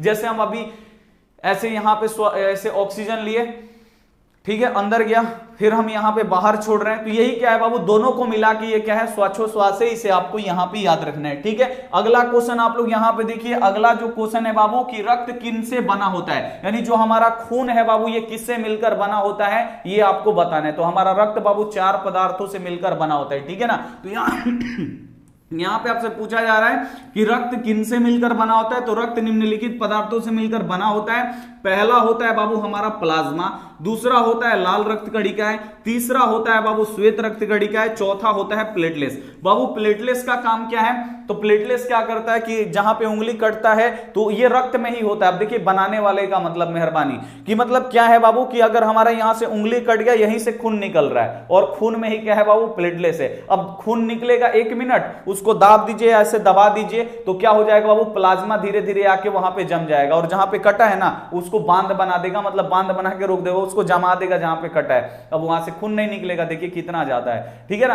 और एक आदमी को होता है हीमोफीलिया, ठीक है ना, जो किसको था, तो महारानी विक्टोरिया को, ठीक है ना। हीमोफीलिया पूरा जनसंख्या में 2% आदमी को होता है, किसी किसी आप लोग मूवी में भी देखते होंगे। अगर इस आदमी को अगर यहां से उंगली यहां से अगर ये यहां पे इतना ज्यादा कट जाएगा ना, वो आदमी मर जाएगा। कैसे मरेगा, तो उसका खूने नहीं बंद होगा। आप लोग कई फिल्म में आप लोग देखे होंगे, साउथ में भी है, भोजपुरियों में बन गया है, ठीक है ना। तो आपको यहां पे याद रखना, जो हीमोफीलिया होता है ना उसमें प्लेटलेट्स नहीं होता है, और प्लेटलेट्स नहीं होने के कारण अगर उसका एक्सीडेंट हो जाए या कहीं चोट लग जाए या कहीं पे कस के कट जाएगा ना, तो उसका जो प्लेटलेट्स है ये नहीं है तो उसको जमाएगा नहीं, और जब जमेगा नहीं खून तो बाबू इतना खून निकल जाएगा, इतना खून निकल जाएगा, अगर कोई नहीं देखेगा, अगर 10 मिनट भी एक्सीडेंट हुआ होगा तो शरीर का सारा खून क्या हो जाएगा बाबू, निकल जाएगा बाहर शरीर से। और जब शरीर का सब सारा खून बाहर निकल जाएगा तो आदमी ऐसे ही मर जाएगा। इसे आपको याद रखना है। तो हीमोफीलिया बहुत डेंजर बीमारी है, ठीक है ना। हीमोफीलिया कब होता है, तो जब शरीर में प्लेटलेट्स की कमी हो, मतलब प्लेटलेट्स रहता ही नहीं है। और ऐसे 2% आदमी है विश्व में जिसको हीमोफीलिया होता है, और वो लोग सबसे बच के रहते हैं, ठीक है ना। उनको खरोच भी आ जाएगा तो बहुत नुकसान हो जाता है, उनका ब्लड रुकता ही नहीं है, ठीक है। तो ये आपको याद रखना है। पहला यहां पे प्लेटलेट्स, ये रक्त का थक्का बनाता है और हिंदी में इसका नाम है रक्त बिंबाणु। दूसरा है श्वेत रक्त कणिकाएं। अब भी हम सही है, आपको बुखार क्यों आता है, तो जो बाबू बाहर का वायरस है ना, आपका जब शरीर कमजोर होगा, अच्छे से खाइएगा नहीं, पिएगा नहीं, मतलब पीने का मतलब वो मत पी लीजिएगा, खाना पीना अगर अच्छे से नहीं खा रहे हैं, सेहत अगर आपका सही नहीं है, आपका शरीर कमजोर है, तो आपका ये क्या होगा, जो श्वेत रक्त कणिकाएं होंगी आपके शरीर के साथ ये भी कमजोर होगा। अब बाहर से बीमारी आएगा ना, तो बाहर से बीमारी आएगा तो इसका काम क्या है, श्वेत रक्त कणिकाओं का बीमारियों से लड़ने का। अभी लड़ने जाएगा, बेचारा कमजोर है, ये क्या करेगा बाबू, जो बीमारी है इसको हरा के आपके शरीर में आ जाएगा, आपको बुखार हो जाएगा, खांसी हो जाएगा, सब हो जाएगा, मतलब जो जो बीमारी है हो जाएगा, ठीक है। तो ये बाबू आपको याद रखना है कि जो श्वेत रक्त कणिकाएं होती हैं ये हमारे शरीर की सैनिक होती हैं और ये बीमारियों से लड़ता है। और ये भी क्वेश्चन आता है कि जो श्वेत रक्त कणिकाएं होती हैं इसका बाबू जीवन काल कितने दिन का होता है, कितना दिन तक ये जिंदा रहता है, तो आपको याद रखना है यहां पे 12 से 20 दिन, ठीक है ना। 12 से 20 दिन तक ये क्या होता है बाबू, जिंदा रहता है। और इसका यही काम है डेली डेली इसका लड़ना, ठीक है ना। किससे लड़ना, ये अभी भी हमारे शरीर में क्या कर रहा है, जो बाहरी कीटाणु है जो हमारे मुंह से अंदर जा रहे हैं या बाहर से प्रवेश करना चाह रहे हैं, ये सबसे लड़ रहा है। अभी हम लोग मजबूत हैं तो ये हमारा हीमोग्लोबिन भी मजबूत है, लड़ रहा है। और जैसे ही हम लोग कमजोर पड़ेंगे और हीमोग्लोबिन हमारा हारेगा, बीमारी फट से अटैक करेगा, ठीक है ना। तो ये आपको याद रखना है, आपको स्वस्थ रहना भी जरूरी है, ठीक है। तो आपको यहाँ पे सॉरी श्वेत रक्त कणिकाएं आपको पता चल गया। उसके बाद लाल रक्त कणिकाएं, लाल रक्त कणिकाएं जो होता है ये ऑक्सीजन का परिवहन करता है। सांस हम लेते हैं ना, तो ये ऑक्सीजन है ना बाबू, आपका यहां मतलब जहां तक आपका पैर तक ऑक्सीजन चला गया, कौन लेके गया, तो जो आपका रक्त है ना बाबू उसमें ऑक्सीजन घुल जाता है और पूरा आपकी कोशिका यहां तक हमारा ऑक्सीजन आता है। बच्चा बोलेगा फेफड़े तक ऑक्सीजन रहता है, फिर बाहर निकल, बाबू फेफड़ा से पूरा कोशिका में बाबू चल जाता है, यहां तक हमारा ऑक्सीजन आ गया। ये कैसे आया, तो ये कौन लेके आता है, तो आपको याद रखना है लाल रक्त कणिकाएं, और इसमें पाया जाता है हीमोग्लोबिन, यही लेके आता है। ये क्या करता है कि ऑक्सीजन और कार्बन डाइऑक्साइड का धोने का काम करता है, इसे आपको याद रखना है। और दूसरा यहां पे बाबू इसका उम्र पूछा जाता है कि लाल रक्त कणिकाएं कितने मतलब दिनों तक जीवित रहती हैं, लाल रक्त कणिकाओं का उम्र कितना होता है, कितना दिन तक जीवित रहती हैं, तो आपको याद रखना है 120 दिन, ठीक है। ये आपको याद रखना है, बोर्ड एग्जाम में आता है। और एक वो आता है प्लाज्मा, प्लाज्मा का उतना खास काम नहीं है, इसे आपको मतलब प्लाज्मा उतना खास नहीं है, आप लोग छोड़ दीजिए इसे। तो जब भी क्वेश्चन आएगा रक्त किससे मिलकर बना होता है, तो रक्त जो है बाबू निम्नलिखित पदार्थों से यानी 4 पदार्थों से मिलकर बना होता है। पहला प्लाज्मा, दूसरा लाल रक्त कणिका है, तीसरा श्वेत रक्त कणिका है, चौथा यहां पे प्लेटलेट्स। इसे आपको यहां पे याद रखना है और चारों के चारों इंपॉर्टेंट है। अगला क्वेश्चन आप लोग देखिए, हमारे शरीर में हीमोग्लोबिन की कमी से क्या होता है। बोर्ड एग्जाम में बाबू पूछा गया क्वेश्चन है कि अगर हमारे शरीर में हीमोग्लोबिन की कमी हो जाए तो कौन सा रोग होगा। तो देखिए हमारे शरीर में अगर हीमोग्लोबिन की कमी हो जाती है तो एनीमिया रोग होता है। अब पहला यही आपके बोर्ड एग्जाम में बाबू ऑब्जेक्टिव यही आता है कि हीमोग्लोबिन के कमी के कारण से कौन सा रोग होता है, तो हीमोग्लोबिन के कमी के कारण से एनीमिया रोग हो जाता है। तो ये आपको याद रखना है कि हमारे शरीर में अगर हीमोग्लोबिन की कमी हो जाती है तो एनीमिया रोग हो जाता है। हमें श्वसन में ऑक्सीजन की कमी हो जाती है जिसके कारण हम जल्दी थक जाते हैं, हमारा वजन कम होने लगता है, हमारा जो रंग है बाबू पीला पड़ जाता है और कमजोरी का अनुभव होता है। लोग को सुने ना पीलिया रोग हो गया है, पीलिया रोग का मतलब क्या, तो उसका जो मतलब हीमोग्लोबिन है ना बाबू वो कम होने लगा है। तो जिसको पीलिया रोग होता है ना उसको बोला जाता है साग सब्जी खूब खाओ। साग सब्जी खाने से क्या होता है बाबू, साग सब्जी में आयरन होता है, फिर आयरन होगा धीरे धीरे हीमोग्लोबिन बनेगा। अभी नहीं कि बीमारी हो गया तो साग सब्जी खाते रहिए तो फिर दिक्कत हो जाएगा, डॉक्टर के पास जाइए। खाली साग सब्जी मतलब दवा भी खाइए, साग सब्जी भी खाइए, ठीक है, ये आपको याद रखना। नहीं तो सब काम छोड़ के लगिएगा साग सब्जी खाने तो फिर दिक्कत हो जाएगा, ठीक है। तो यहां पे बाबू क्या है, यहां पे बिल्कुल आप लोग ध्यान देखिए हमारे शरीर में यहां पे हीमोग्लोबिन की कमी से क्या होता है, तो हमारे शरीर में अगर हीमोग्लोबिन की कमी हो जाती है तो एनीमिया रोग हो जाता है। अब एनीमिया रोग हो जाएगा, हीमोग्लोबिन बाबू क्या करता है, ऑक्सीजन का ढोने का काम करता है। हीमोग्लोबिन ही पूरा पार्ट में हमें ऑक्सीजन पहुंचाता है हीमोग्लोबिन, और जब हीमोग्लोबिन ही कम हो जाएगा तो ऑक्सीजन ले कौन जाएगा, नहीं ले जाएगा। तो देखिए यहां पे लिखा गया हमारे ऑक्सीजन, हमारे शरीर में ऑक्सीजन की कमी हो जाती है, हमारे श्वसन में ऑक्सीजन की कमी हो जाती है जिसके कारण हम जल्दी थक जाते हैं। सांस क्या होता है बाबू, थोड़ा सा चलेंगे तो सांस फूलने लगेगा, हाँफ जाएंगे, ठीक है ना, ये होने लगेगा। हमारा वजन कम हो जाता है, धीरे धीरे हमारा जो वजन है बाबू कम होने लगता है। हमारा जो रंग है बाबू ये पीला पड़ने लगता है। हमारा जो रंग है अभी यहाँ पे लाल है, धीरे धीरे लगेगा कि देह पे हल्दी छपाया है, ठीक है ना, पीला आदमी पड़ने लगता है, ठीक है, और इससे कमजोरी का अनुभव होता है। तो ये आप लोग लिख दीजिएगा बाबू और सबको आपको याद कर लेना है, ठीक है। अगला क्वेश्चन आप लोग देखिए, विद्युत बल्ब में निष्क्रिय गैस क्यों भरी जाती है, तो बाबू विद्युत बल्ब में हम लोग निष्क्रिय गैस क्यों भरते हैं, ठीक है ना। निष्क्रिय गैस का मतलब क्या हुआ, जो किसी से अभिक्रिया नहीं करेगा। आप देखिए विद्युत बल्ब है, इसका ये बाबू फिलामेंट है, फिलामेंट में ही बाबू यहां पे क्या होता है, एगो यहां से तार और एगो यहां से बाबू ये जोड़ के इसमें क्या करते हैं, प्लस वाला जोड़ देते हैं, इसमें माइनस वाला। अब इसमें जाता है तो ये करंट आता है और ये चमकने लगता है, रोशनी देने लगता है। अगर मान लीजिए इसमें ऑक्सीजन भर दिया जाए या कोई अन्य गैस, तो ऑक्सीजन क्या है बाबू, अभिक्रिया करने लगता है, लोहा में जंग लगा देता है ना ऑक्सीजन। तो इसमें भी क्या करेगा कि जो टंगस्टन है इस पे क्या करेगा, अपना परत जमाने लगेगा और 2-3-4 मिनट जलने के बाद इसका जो फिलामेंट है वो टूट जाएगा, ठीक है ना। इसीलिए क्या करते हैं कि जो मतलब विद्युत बल्ब है ना इसमें निष्क्रिय गैस भरते हैं। निष्क्रिय का मतलब क्या हुआ, वो किसी भी चीज से मतलब रखता ही नहीं है। तो इसमें का ऑक्सीजन सबसे पहले हम लोग बाहर निकाल लेते हैं और इसमें आर्गन या नियोन गैस क्या करते हैं, डालते हैं, जो निष्क्रिय गैस है इसको हम लोग इसमें डाल देंगे। अब निष्क्रिय गैस का मतलब क्या, वो टंगस्टन से मतलब ही नहीं रखेगा, टंगस्टन कुछ भी करे, ठीक है ना। तो क्या होगा बाबू, वहां पे ऑक्सीजन निकाल के क्या डाला जाता है, यहां पे निष्क्रिय गैस डाल दिया जाता है कि टंगस्टन से अभिक्रिया नहीं करेगा और जो टंगस्टन है बाबू ज्यादा दिन तक चलेगा, तो हमारा बल्ब जो है बाबू लंबा समय तक टिका रहेगा। तो यहां पे बाबू है कि विद्युत बल्ब में निष्क्रिय गैस क्यों भरी जाती है, तो आप लोग देखिए विद्युत बल्ब में का फिलामेंट टंगस्टन का बना होता है। यदि विद्युत बल्ब के अंदर हवा भर दिया जाए और विद्युत धारा प्रवाहित किया जाए तो यह हवा ऑक्सीजन से ऑक्सीकृत होकर टूट जाता है।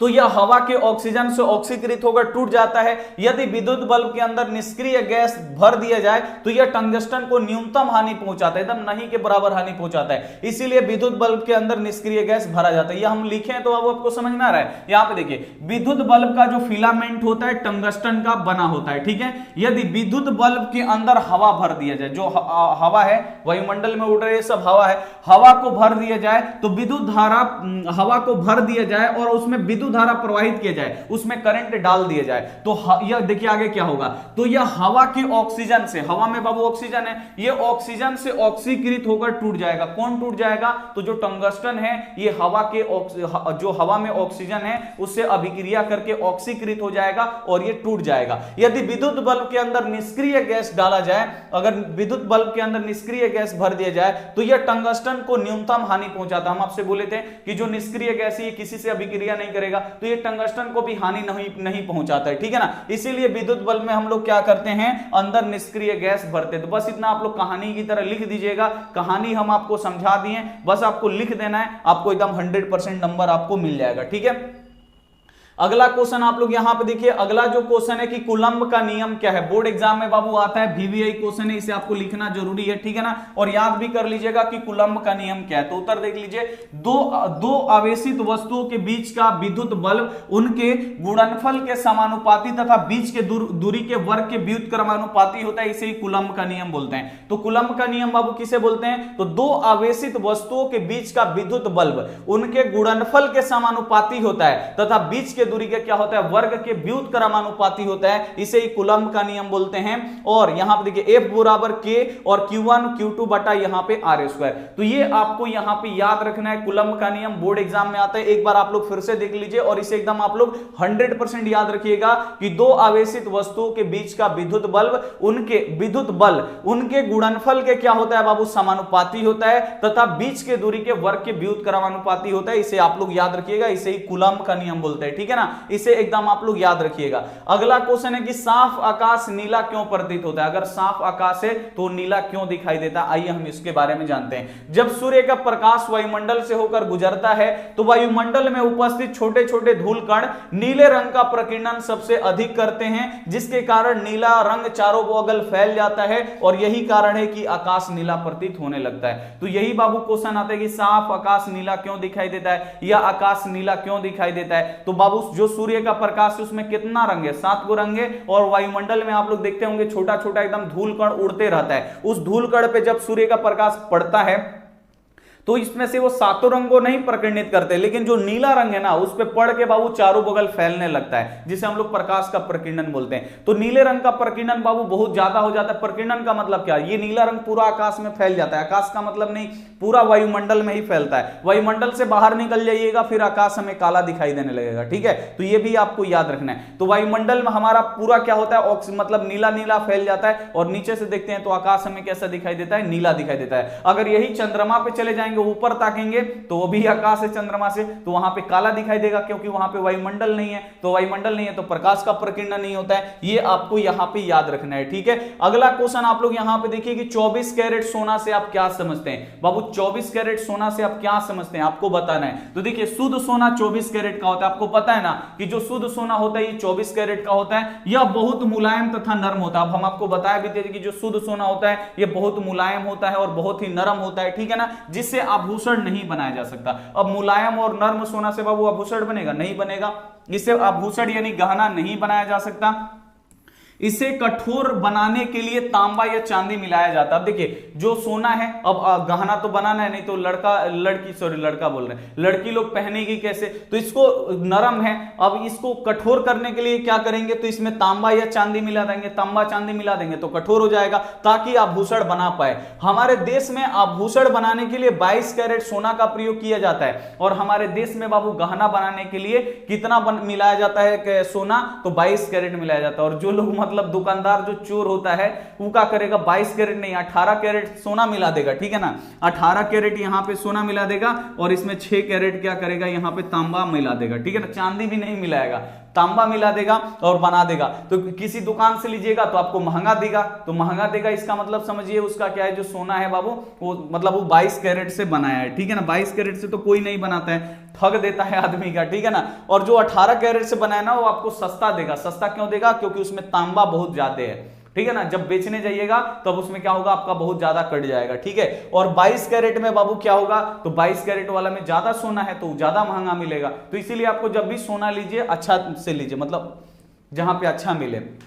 तो ये आपको याद रखना है कि 22 कैरेट सोना का प्रयोग किया जाता है। आभूषण बनाने के लिए 22 भाग सोना 2 भाग तांबा या चांदी मिलाते हैं, इसे आपको याद रखना है। ये बहुत इजी है, आप लोग याद रख सकते हैं। अगला क्वेश्चन है कि रेलवे का सिग्नल लाल रंग का होता है क्यों। जो रेलवे का सिग्नल होता है लाल रंग का क्यों होता है, तो देखिए या खतरे का निशानी लाल रंग का होता है क्यों, ऐसे बोर्ड एग्जाम में आता है, तो दोनों का आंसर बिल्कुल सेम होगा। लाल रंग का तरंगदैर्घ्य बहुत अधिक होता है जिसके कारण लाल रंग का प्रकीर्णन बहुत कम होता है। लाल रंग का प्रकीर्णन कम होता है, आपको पता है ना। किसका प्रकीर्णन ज्यादा होता है, बैगनी रंग का। सबसे कम प्रकीर्णन लाल रंग का। तो आपको याद रखना है कि यहां पे लाल रंग का तरंगदैर्घ्य बहुत अधिक होता है जिसके कारण लाल रंग का प्रकीर्णन बहुत कम होता है, और यह लाल रंग यह रंग कम फैलता है। जो लाल रंग है वो कम फैलता है, है। जब यह रंग कम फैलता है तो कुएं और धुएं में भी स्पष्ट दिखाई देता है, इसीलिए रेलवे का जो सिग्नल होता है ये लाल रंग का होता है। अब देखिए जो लाल रंग होता है ना बाबू, ये दूर से ही हमें दिखाई देने लगता है। क्यों? क्योंकि इसका प्रकीर्णन नहीं हो पाता, तरंग दैर्ध्य ज्यादा है तो प्रकीर्णन नहीं होता है, तो प्रकीर्णन नहीं होगा ना तो ये वायुमंडल में फैलेगा नहीं,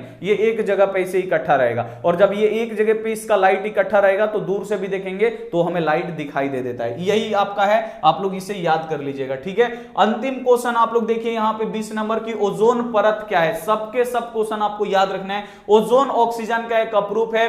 ओजोन का एक अणु ऑक्सीजन के 3 परमाणुओं से मिलकर बना होता है। ओजोन का अणु सूत्र O3 होता है। ओजोन परत वायुमंडल की बाहरी सतह में पाया जाता है और यह पराबैंगनी किरणों से हमें रक्षा प्रदान करता है। ओजोन परत के बारे में तो सभी बच्चा जानता है कि जो ओजोन है यह ऑक्सीजन का एक अपरूप है, यानी ऑक्सीजन से ही मिलकर बना है। ओजोन का एक अणु ऑक्सीजन के 3 परमाणुओं से मिलकर बना होता है, यानी जो ओजोन का एक अणु होता है O3, ये ऑक्सीजन का बाबू 3 गो ऐसे ऐसे ऑक्सीजन से मिलकर ये बनता है। 3 गो ऑक्सीजन मिलेगा ना तो अब हमारा O3 ऐसे बनेगा। तो ये 3 गो ऑक्सीजन के 3 ऑक्सीजन परमाणुओं से मिलकर बना होता है। ओजोन का अणु सूत्र जो होता है O3 होता है, और जो ओजोन परत है ये वायुमंडल की बाहरी सतह में पाया जाता है, यानी या तो स्ट्रेटोस्फेयर, आपको याद रखना है, बाहरी सतह देता है, नहीं तो स्ट्रेटोस्फेयर देता है। स्ट्रेटोस्फेयर में पाया जाता है, ठीक है ना, बाहरी सतह में। और ये ओजोन परत क्या करता है, तो ये हमें क्या करता है, पराबैंगनी किरणों से रक्षा प्रदान करता है। तो बाबू हम यहाँ पे आपको 20 गो सब्जेक्टिव क्वेश्चन हम आपको पढ़ा चुके हैं। अब कैसे भी करके आपको काफी अच्छी तरीके से हम समझाए हैं, इसे आप लोग लिखिए और आप लोग अलग से ये नोट्स बनाइए और इसे याद करिए और परीक्षा में गर्दा उड़ाने के लिए तैयार हो जाइए, ठीक है ना। और इसका पीडीएफ हम पहले ही बता देते हैं, नहीं भेजेंगे लालू। चलिए इसका पीडीएफ नहीं भेजेंगे भाई, आपको मेहनत थोड़ा सा करने में अब आपको डर लग रहा है, मेहनत करो बाबू।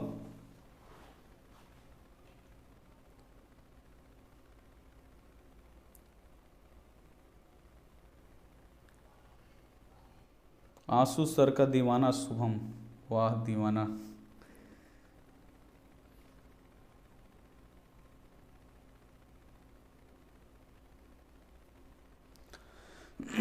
सर जी आपका फोटो पीडीएफ बनाकर भेजते हैं, उस फोटो को क्वालिटी कम ना हो और आप हैंडसम लगें। बहुते बढ़िया, पीडीएफ भेजिए सर। पीडीएफ वो वाला भेज देंगे लेकिन सब्जेक्टिव का बबुआ नहीं भेजेंगे, इसको आपको लिख के याद करना पड़ेगा। सर कूलम्स लॉ सिद्ध करने के लिए बता दीजिए। ब्यूटी कितना पढ़ोगी यार, भैया मैं आपका बहुत बड़ा फैन हूँ। सम्राट अहिर, बाप रे। हिना खातून, sir non Hindi, non Hindi का आप क्लास का वीडियो रिकॉर्ड करके डालेंगे। तू जिंदा है तो, ठीक है ना, पढ़े ना कविता तू जिंदा है तो, क्वेश्चन वोश्चन लिख के रेडी कर दिए, वो अभी पढ़ाएंगे उसको, उसे आप लोग पढ़ लीजिएगा। उसका चैनल का नाम हम बदलने जा रहे हैं, ठीक है ना। क्या किया है बच्चा, बहुत ज्यादा उस चैनल का नाम रख दिया है, ठीक है।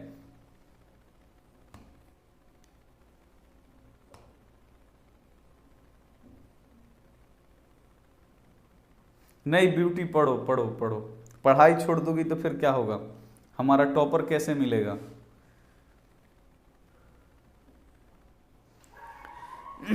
चलिए बहुत बढ़िया, अब मिलेंगे बाबूआ कब, तो अब मिलेंगे 4:30 बजे या 4:45 या 5 बजे, ठीक है ना। चलिए SST ठीक है, हम आपको पीडीएफ भेज देते हैं, खाना वाना खाओगे पीडीएफ भेज देते हैं हम आपको, ठीक है। गुरुजी आप जो पढ़ाए हम सीख लिए। न्यू सतलोक शर्मा, सतलुक शर्मा, अफजल नदाफ, अंकुश यादव, सर जी पढ़ाई का पता का लिखें इसे। असली सोना कैसे चेक करे बाबू, तो किसी को चेक करना नहीं आएगा, वो सुनार लोग चेक करते हैं असली सोना। उसको रगड़ के देखिए, और रगड़ने से ही ना कि आपका सोना ही घिस जाए, तो मान लीजिए कि रगड़ दीजिए सोना आधा खत्म हो जाए, तो फिर आप लोग हमसे बोलिएगा कि सर जी रगड़वा के सोना खत्म कर दिए। चलिए मिलते हैं अगली क्लास में, तब तक अपना ध्यान रखिए, मन लगा के पढ़ाई करिए। अब ये क्वेश्चन बाबू आपको याद करना है, किसी भी हालत में आपको ये 20 क्वेश्चन आज याद कर लीजिए, फिर कल क्वेश्चन होगा 20 को, फिर उसे ही आप लोग याद करिए, ठीक है। तो कल संस्कृत का होगा 20 को, ठीक है। मिलते हैं अगली क्लास में, तब तक अपना ध्यान रखिए, मन लगा के पढ़ाई करिए। Take care and bye.